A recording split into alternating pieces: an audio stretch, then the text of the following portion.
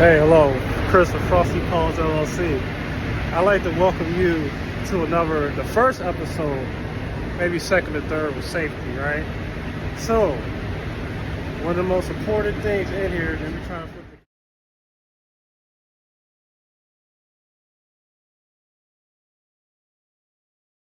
it, is a properly greased fifth wheel. I have plenty of fifth wheel grease to make sure nothing goes bad. Now this is a real world demonstration on the road. You know, it's not going to be perfectly clean. Everything's not going to be spotless. You're going to have some grease left over. In general, here's the bag where I cleaned it at. I have a little putty, cleaner putty. In general, you just want to get as much as you can off. You want to make sure that you get enough on so your trailer doesn't jackknife while you're driving, and you keep it moved up, basically. All right, here we go. Now, many people may say, once you back up your tractor and you raise your fifth wheel and you make sure to slide the gauge, your locking jaw into the kingpin,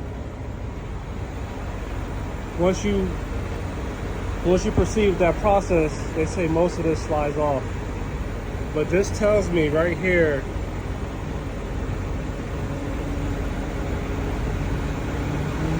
whatever, I don't see it right now, but this tells me right here to use this to evenly apply, as far as I remember. So I'm gonna do this, and what I'm gonna apply most of it in the bottom, apply it downwards, so most of it's downwards, so when I do that process, it'll shift it up. The only thing I want is an even coat, so my trailer doesn't tip.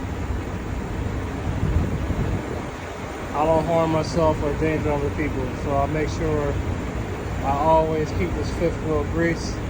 This is the trucker with the flip-flops. I don't know, I guess I'm not a real trucker, but I am an investor, so you know. But it's better than like 90% of the jobs out there, so hey.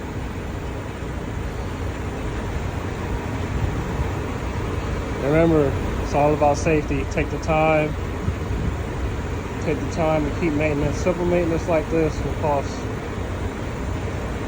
I don't know, your safety and everyone else's safety will really save.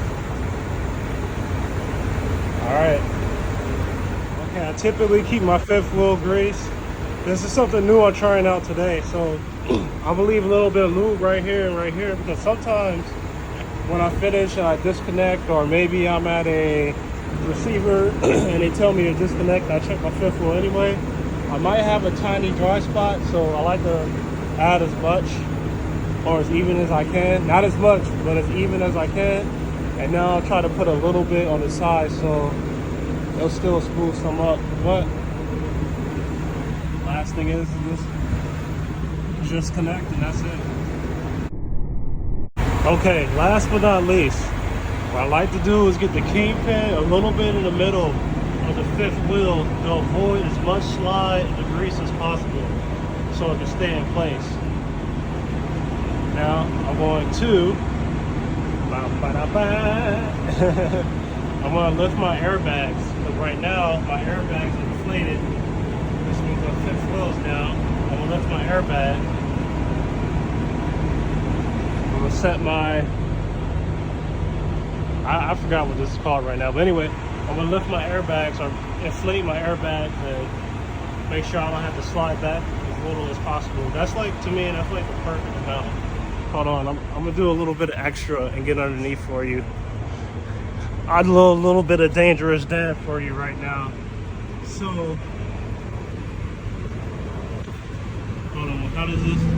I don't know how it works. Okay, there we go. There you can leave it extra. So it's about right there. Oh, wow, that's like barely hitting it, right? I might want to back up a little bit. Just a tiny bit. I'm actually out of whack. See, this is normal. Now I'm gonna back up a little bit to where it's a little bit wider, or actually pull forward to where it's a little bit wider to get out of there. So if you do go in, it'll slide in and then go between there and it'll get it to the middle. So I'm gonna pull up just a little bit and then launch my airbags, which are both deflated. They're both deflated right now. Actually, deflated right now and do what I have to do. Okay. Yeah, I think that's it. So, yeah. Let me get up out of here before it like crashes on me or something crazy. I think there's like 20,000 pounds. All right, good luck. Okay. So I just engaged my air. Look at the magic.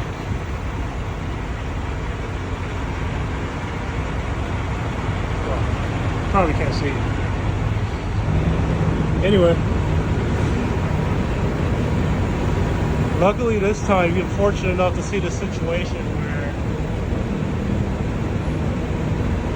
I actually have to release my landing gear on the fifth wheel because I'm kind of like on a hill or a slope. Not so much really, but there come situations where you're like, oh my, what do I do, right? You're just like, oh shoot. And they're like, no, you know, my first time, I didn't really know what to do. I saw it on YouTube, but I'm not too sure what the heck. But anyway, I don't know, how does this, let me focus. Yeah, focus my finger. I'm right here, focus. As you see, I start to crank this landing gear. It's so simple, I forgot that is actually into place. So I didn't have to crank it all the way up to the ground. Depends on your situation, right? So I just crank my landing gear, my fifth wheel's down, it's in the middle so I can slide right back. There's no gap going on right now. And here we have it in the finished aspect, live from the field. The fifth wheel is fully engaged. You know this, the lock, it's engaged. It depends on your system, but I know mine is engaged because if it isn't engaged, it'll just stick like all the way out here. Like you can tell when it's not engaged. I think the older ones, you kind of probably have to push it in, or I like mine because you can specifically tell it's not engaged. You can look at the locking jaws right here. I'll get it underneath here for you. The scary 20,000 pounds, sometimes 40,000 pounds underneath.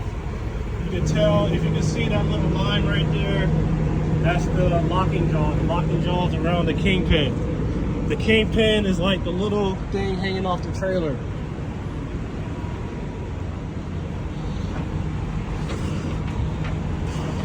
Got it good. I'll raise my landing gear all the way. Get my airbags adjusting to the weight. That is that air noise. Don't worry, you do not have a leak. It really depends on your system.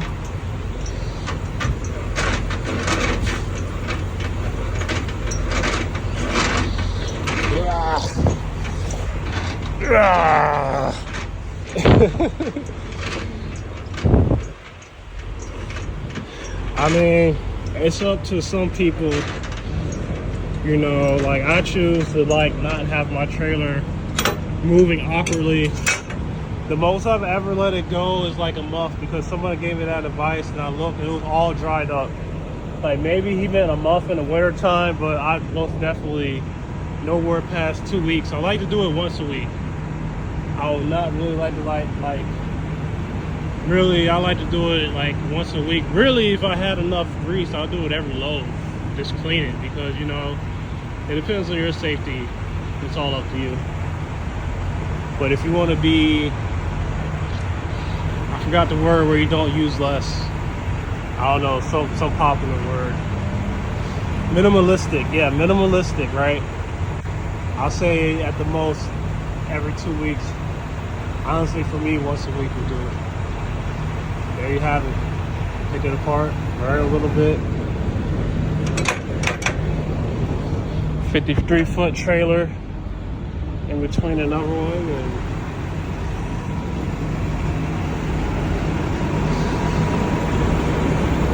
you know, that's like 3 years. You learn now in like third month, maybe, if I let you, right? All right, cool. Peace.